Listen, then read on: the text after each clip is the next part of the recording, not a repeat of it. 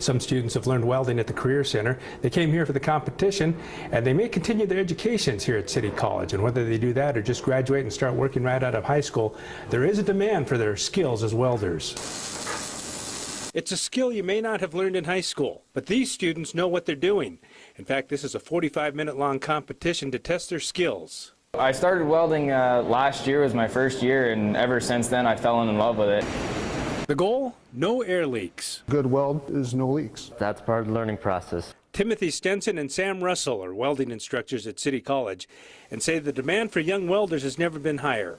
The average age of a welder right now is about 62 years old, so that tells you there's going to be a lot of guys retiring.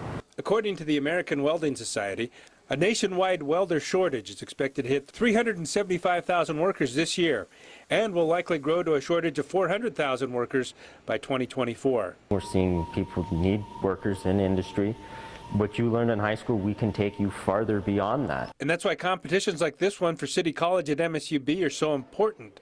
This expo is about encouraging students to continue their training in the trades.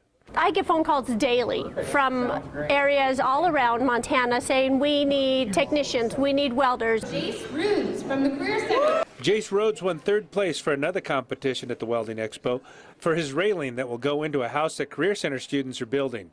He knows he'll have a job whenever he wants one. We had a weld inspection company come to the school the other day, and they're guaranteeing $100,000 your first year out. So looking at that over the college debt, it definitely it's more appealing for sure. You're going to see a lot more younger kids going into the field and be learning and kind of setting the pathway for what the future is going to hold for a lot of this welding industry. And I think there's a lot can be learned from the older generation right now. A bright future for an old trade.